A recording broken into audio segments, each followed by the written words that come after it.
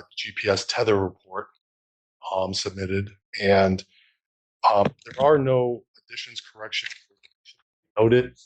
Um, we do have one request, however. Hang on one second. Sure. You're talking a GPS. Is there a violation report? It's not. It's I have a copy of I it. have a progress report. I'm sorry, progress report. Okay, go ahead. All right.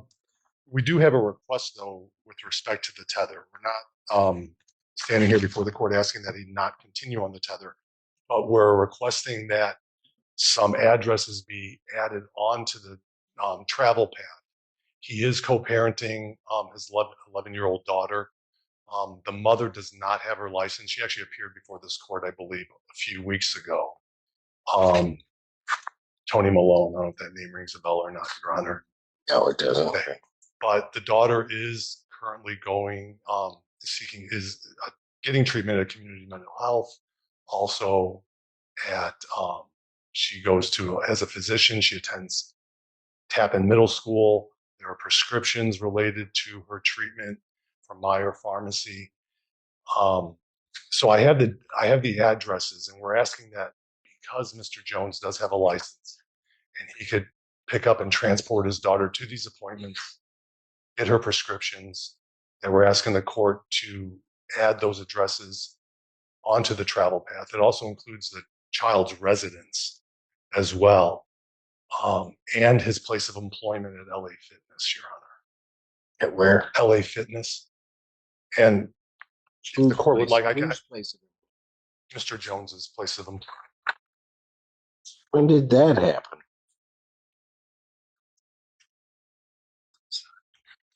Your Honor, he's been it's more of a side job there. It's he's a boxing coach there. He does personal training there. All right.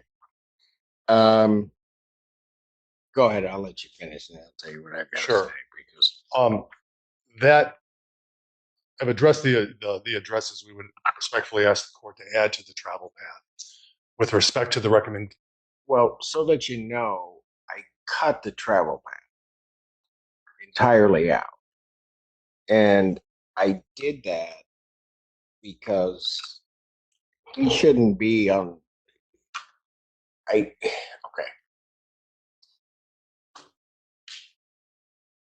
Every time I get here with Mr. Jones, I get something new. And the last time that we were here, either last time or time before that, he had indicated that he had an apartment at the complex. He, in fact, gave us a date. Well, he didn't give us a date. He gave Community Corrections a date that he was moving in. It was also relayed to the court that the complex of where his daughter resided. Correct. And so, in trying to carve out, I did something very unusual in that because he is not supposed to be in Ann Arbor, Saline, or Pittsfield Township.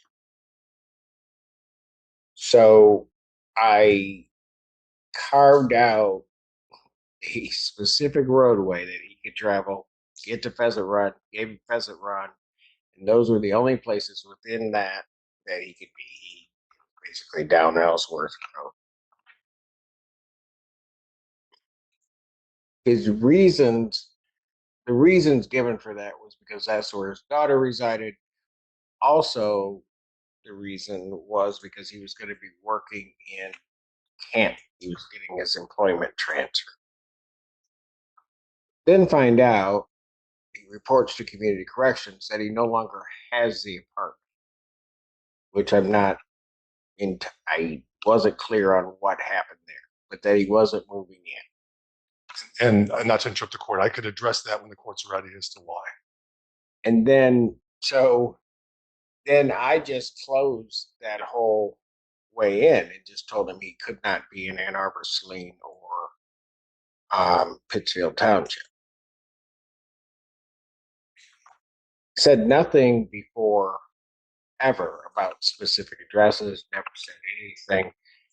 That to me is as much a surprise as never again said anything about trying to get to one of the junior highs here or middle schools here.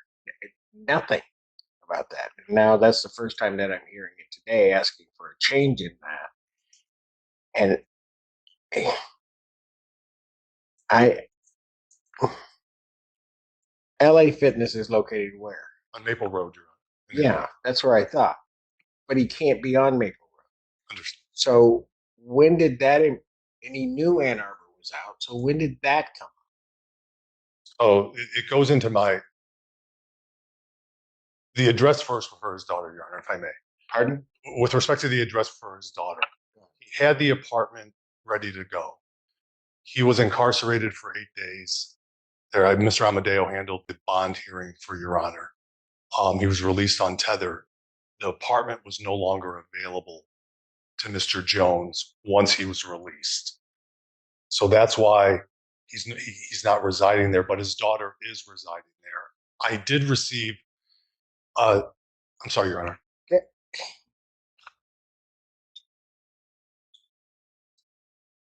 Had he deposited funds for the apartment? I mean, I don't know how that would occur because he specifically told us his move-in date. He was supposed to sign paperwork, and I believe the paperwork that he was supposed to sign, he was still incarcerated. He was not able to meet that deadline and released the apartment. Correct, Mr. Jones? And he lost the deposit. And he lost the deposit. Go ahead. What about the LA Fitness? Because that was never even mentioned, and it isn't contained on the as employment on the on his pre-sentence report. Your Honor, he just did not bring that up to Mr. Odell about that. But with respect to the other addresses, with respect to the daughter's physician, community mental health, else, I received communication from Miss Malone with these addresses. Spoke to Mr. Jones about this. He indicated she does not drive, and they have a 50-50 parenting schedule where he would have the daughter 1 week on, 1 week off. And because she doesn't have a license, he's primarily responsible for driving the child to her appointments, to school, to her extracurricular activities. And that's why I brought up to this court, the exceptions we would ask the court to make. Miss Valera, where did I have in my file a letter or something from Heather Moon? Yes, Your Honor. There was provided an updated victim statement. Got it. And I received that as well from You have. I have, and I've shared it with Mr. Jones, Your Honor. And Your Honor, with respect to the rest of the recommendation, there is no objection to the other terms and conditions of the recommendation. It's just these addresses that we're asking the court to grant him. How many addresses are we talking? May I approach, Your Honor? Well, with these? I mean, yeah, but I mean, how many are there? We have one, 2, 3, 4, 5 addresses, Your Honor. That would be within the no-go to zone. They're in community mental health, which is on Ellsworth, South Grove Apartments, where the daughter resides, the Meyer Pharmacy on Carpenter Road, Pioneer High School, with the daughter has extracurricular activities, and Tappan Middle School, where she attends. Not right now. Not right now. She'll be starting in September. Do I have? Let's deal with the employment thing first. Sure. Do I have anything that indicates he's employed there, even part-time, side job, anything? Because that has not been reported to probation. So he has nothing with him today, Your Honor. He's a 1099 worker. I would ask the court that we can have a review hearing in September. I think perhaps that would be the ideal time. Perhaps he can bring that back to Your Honor to Well, shield. but you're asking me for an exception to the exclusion zone. I don't. Well, I'm asking for the exception for those, including the employment, but he doesn't have any proof of employment today. So if Your Honor, if he doesn't have anything today and the court wants to address the employment in September, we could do that, or he can provide that to probation. I'm sure tomorrow he can provide that to probation, a copy of the 1099, and anything else that he can get from LA Fitness to give to probation. Is there a court order regarding parenting?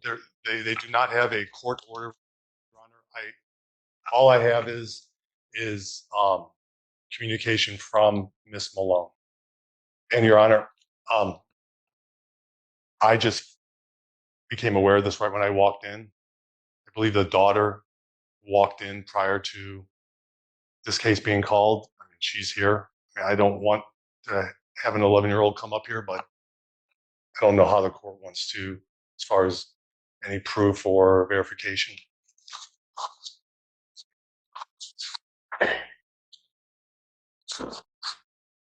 Miss Blair, you. Your Honor, I just wanted to state, when I did the PSI, with Mr. Jones on July 1st, the only income for, employment, I should say, that he mentioned to me or reported was that he worked for Spark, which did the curbside pickup at Walmart and Sam's Clubs. Those were the only employment. That's all he indicated to me when I met with him on July 1st. So there was no other, gym or anything else. Your Honor, I didn't get a copy of any of these addresses, so this is the first I'm hearing about this on the record. So I haven't had a chance to do my due diligence and check things out either. Okay, because. And I apologize. I just received you. No, I'm sure. Problem that I'm having is that I'm really not clear what to believe with Mr. Jones. I'm just not. I mean, because frankly, during the course of the trial, I don't think he was telling the truth. When he came back up here, I don't think he was telling the truth. It's very clear to me that with certainly the women that were involved, he wasn't telling the truth. And now I get, we at one point have a picture of things that then changed to another picture of something. And now we come here and, I get it, counsel, but I'm now with the third attorney. Understood, Your Honor. And I have now a different picture. Understood. I guess the only thing I could offer is the one person that perhaps could verify it, Miss Malone, who's not here today, and with the court's permission, perhaps proceed with sentencing, and then I motion it up in front of the court and bring Miss Malone in, or Miss Malone could talk to Mr. Benak and communicate to the court. I'm just not sure I'm going to leave it to the court's discretion how to handle this, but all I did was I received a text message with a copy of addresses from Miss Malone indicating these are the addresses, this is what the daughter, where she attends, her mental health treatment, her physician, prescriptions, where she goes to school, where she has her extracurricular activities. That's all I have to offer to the court today, Your Honor. Okay. Miss Bundy. Thank you, Your Honor. Perhaps at this time, as defense counsel suggested, the people would also request that we move forward and make no changes to the tether today. Have faith in Ms. Pilara to communicate to the court if she's able to get sufficient documentation, and maybe things could be changed later. I guess that's one way of proceeding. I mean, I guess. The people also share the court's concerns because of the history of the case, the defendant's history before this court, and also it is the middle of July, so the concern about these school addresses being communicated. I understand that the defendant is being recommended for a 24-month term of probation, so eventually these children will be in school, but unless they're in summer school, they probably aren't right now.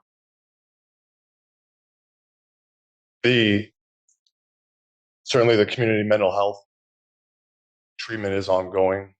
I don't believe that's paused. Um, Okay, and again with that, now I will say at least with that,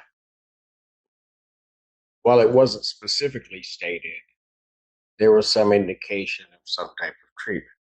But I don't even know. Nothing's been provided. I don't think. Miss Blair, was anything provided to you regarding his transportation to for his daughter to community mental health? No, Your Honor. Actually, I met with him, he was in custody, so, but he's not provided.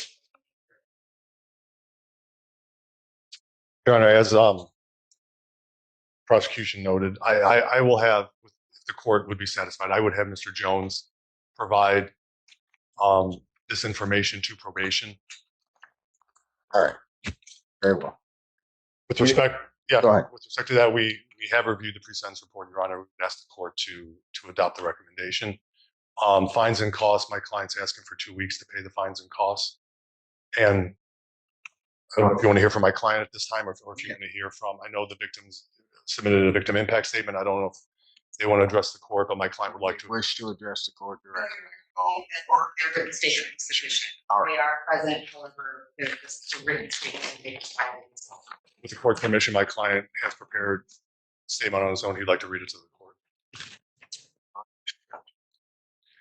I stand before you today with deep remorse and regret for my actions. I sincerely apologize to the victims for the stress and harm caused by my actions and my bad choices. I understand that my actions were hurtful, inappropriate, and caused unnecessary anxiety. I take full responsibility for my behavior, recognize the effect it had on the victims and their families. My actions were inexcusable, and I'm committed to making amends and ensuring that such behavior is not repeated. I'm truly sorry for the pain and disruption I've caused and ask for the opportunity to demonstrate my genuine regret and commitment to a positive change. I'm rather amazed by you. The best I can put it. That's not necessarily a good amazement. I mean, the way that you just use women is just.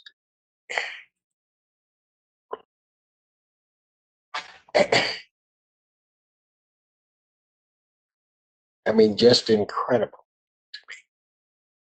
And I know that Courtrooms are never boring. 1 minute it's procedure, the next it's pure chaos. If you're hooked on real-life drama, sharp decisions, and those did that just happen moments, go ahead and subscribe to the channel and turn on notifications. You won't want to miss what happens next. but during the course of the trial, we were dealing with Mills, and then out of that, what gave rise to all of that was you being out with some other woman after having been involved with Mrs. Mills for about 3 years. Then we come for a bond hearing, I do believe it was, an emergency bond hearing, which was prompted by this other woman that supposedly you had a 7-year relationship with. She's in court.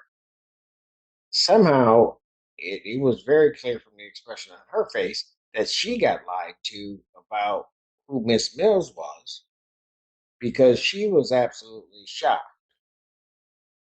You could tell from her face. And so it just is extraordinary to me that you would do this to all of these people. Not only, I think, as Ms. Mills put in her statement, they just hurting their hearts and their emotions, but then just doing all of these things to these women, promising whatever. I don't even understand it, quite frankly. But you do that. If you remember, I told you, I can't trust you. I just can't trust you to do anything because when you were on the stand, You were lying about what was going on then.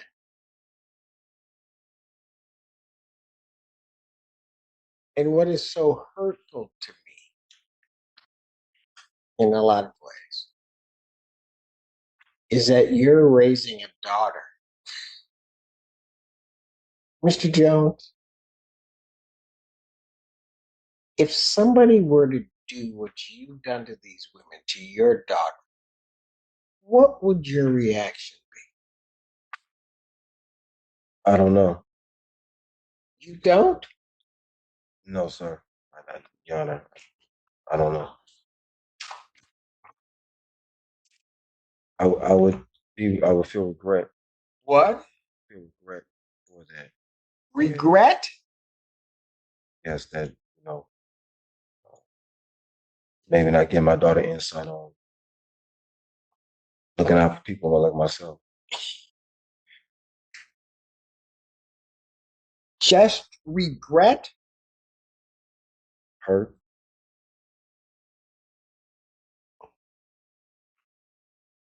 Man, talk like a father. How would you feel? You heard that about your daughter. Talk like a father. How would you feel? I would feel hurt and regret and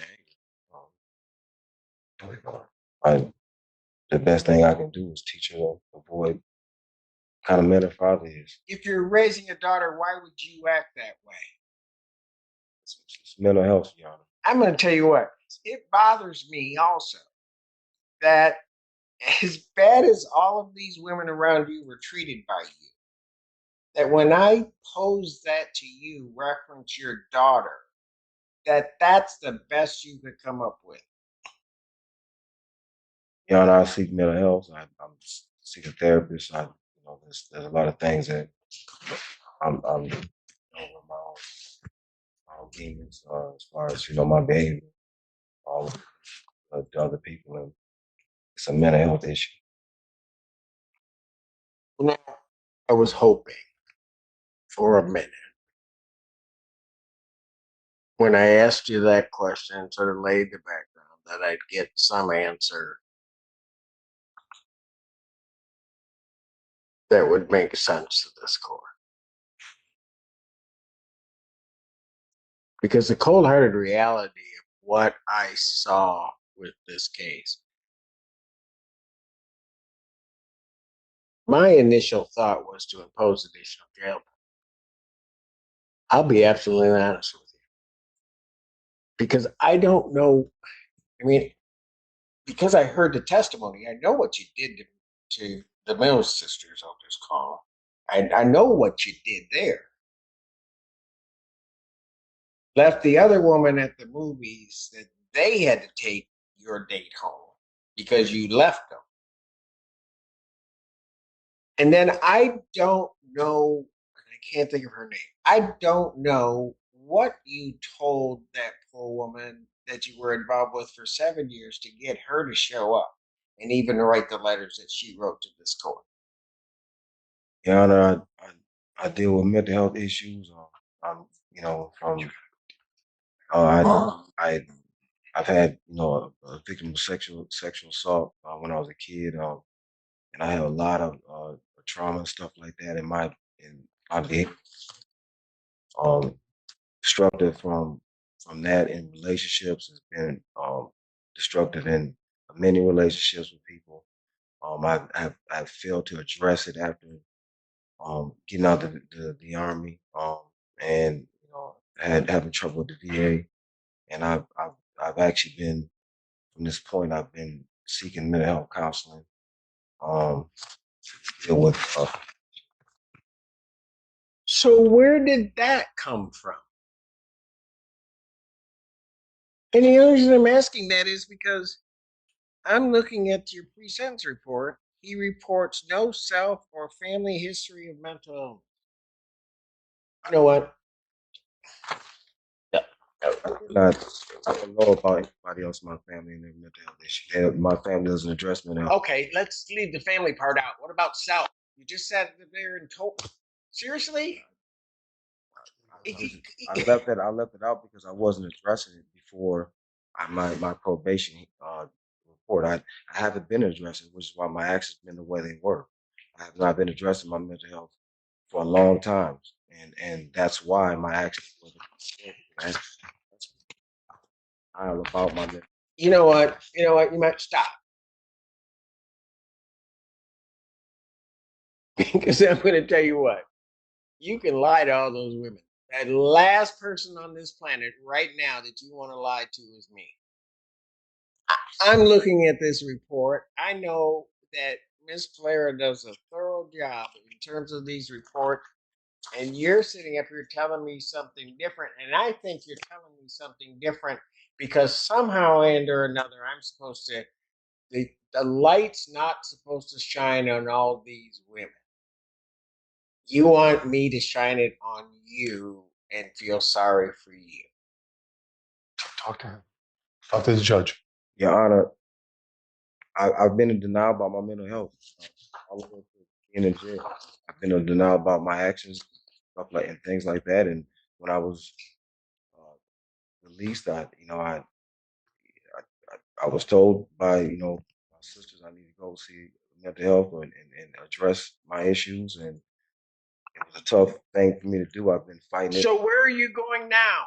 If I you haven't- are, I it was on 124 Pearl or Street. It's in Ypsilanti. It's one of the mental health counseling that accept my insurance, and I have to do an intake and stuff like that. so you haven't gone. I, Your Honor, I'm filling out the paperwork and I have to turn it in, and I did, and I have to wait for them to intake. That's it's, but I made the efforts to do that, and I'm waiting for them to respond and when I can come in and my therapist will be. Are you going to therapy? Are you gonna go? So when did you go do that? I did it online and filled out the paperwork. It was 9 pages, and I submitted it in. I contacted my IHA. Where is it? It's in Ypsilanti. It's 124 Pearl. It's a group. It's called can't remember it right off the top of my head. I could look at my phone, but I don't want to. I know I can't do that. But it's a it's a mental health counseling right in Ypsilanti. It takes Medicaid. Okay. Let's see if that's even true. Go get your phone, figure out what it is. Miss Polera, get a release so we can fax it over to him. I want to see if he even signed up for it. I'm gonna pass them. They have the documents. I don't have them. Say what? They have the documents. I don't have them. I submitted them in online. Okay, but we need to know where it is. In 124 Pearl Street, Integrative Empowerment Group. It's 124 Pearl Street, Ypsilanti, Michigan. You got a phone number? Get it to Miss Polera. Don't give it to me. Get it to Miss Polera. Miss Polera, can you get a release from him signed so we can at least see if Online. he submitted the form? They told me they'll get with me when it goes through one empowerment interrogate. That's the I have to go. But while we do that, so that these other people don't have to wait Numbers. for this to pass, I'm gonna pass the matter. Is he in or not? Are you in? I'll submit. I'm not in yet. They have to review my paperwork, and then they'll get a hold of me. I don't know who does that. I'm passing this matter. You can go back and sit down, Mr. Jones, because right now this recommendation in my head is changing. The record should reflect that we had a chamber conference on this case. And what I'm going to do is I'm going to adjourn the sentencing in this matter to August 5th. August 5th, 2024 at 1 p.m. Defendant and your counsel can explain that with you in detail. The other thing is that with reference to these addresses that were given, I'm going to need some verification or proof, and I explained that also to your counsel. That'll be emailed to Ms. Polaire as well, Your Honor, the verification. And Your Honor, if I heard you correctly, I believe you said enroll in and begin therapy. I think because of the tether may be problematic, but that maybe he brings in proof that he's enrolled. Enrolled in it.